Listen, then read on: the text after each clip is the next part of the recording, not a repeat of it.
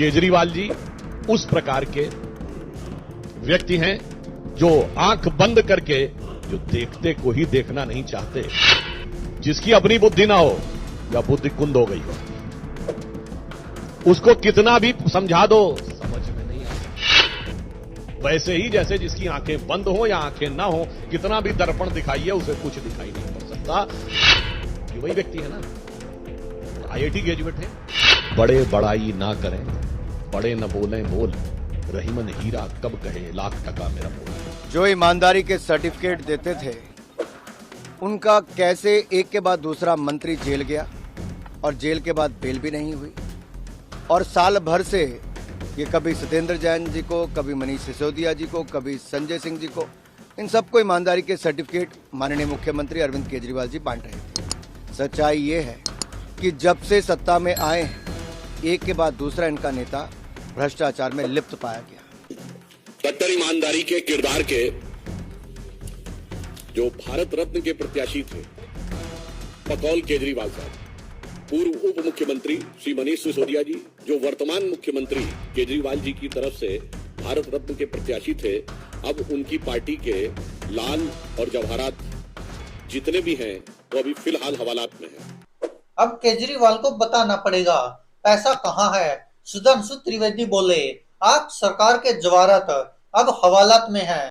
Delhi excise policy मामले में supreme court ने दिल्ली सरकार के पूर्व उप मुख्यमंत्री मनीष सिसोदिया को जमानत देने से इनकार कर दिया है और उनकी जमानत याचिका खारिज कर दी, जिसके बाद भारतीय जनता पार्टी ने दिल्ली की अरविंद केजरीवाल सरकार पर निशाना साधा है। भाजपा सांसद सुधांशु त्रिवेदी ने कहा कि अगर आप सुप्रीम कोर्ट की टिप्पणी देखें तो सिर्फ जमानत याचिका ही खारिज नहीं हुई है, बल्कि 338 करोड़ रुपए भी स्थापित होते हुए दिख गए। यानी कि अरविंद केजरीवाल पैसे की बात करते थे, वो आज लीगली स्थापित होती हुई दिख रही है। सुधांशु त्रिवेदी ने कहा कि अब यह सिर्फ आरोप नहीं है, बल्कि इसमें संख्यात्मक स्थिति भी साफ है। अब अरविंद केजरीवाल की सरकार को अदालत में बताना होगा कि आखिरकार पैसा कहां है। भाजपा सांसद ने कहा कि पैसा मीडिया की रिपोर्ट में नहीं बताया जाता, पैसा जांच एजेंसी अदालत के सामने बताती है। न्यायालय के सामने उपस्थित साक्ष्यों के माध्यम से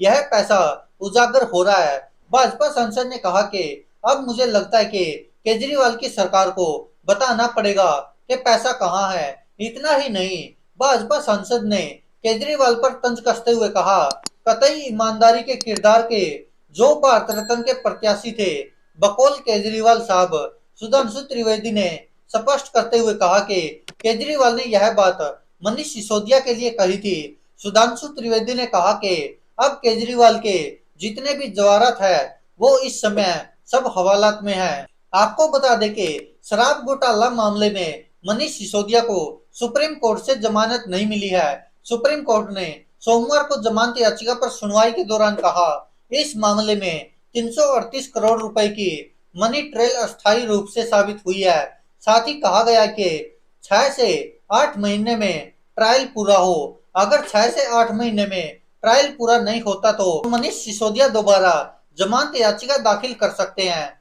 सुप्रीम कोर्ट ने कहा कि जांच एजेंसी ने हमारे ज्यादातर सवालों का उचित जवाब नहीं दिया है। सुप्रीम कोर्ट के जस्टिस संजीव खन्ना और जस्टिस SVN भट्टी ने यह फैसला सुनाया। पीठ ने दोनों याचिकाओं पर अपना फैसला सुरक्षित रख लिया था।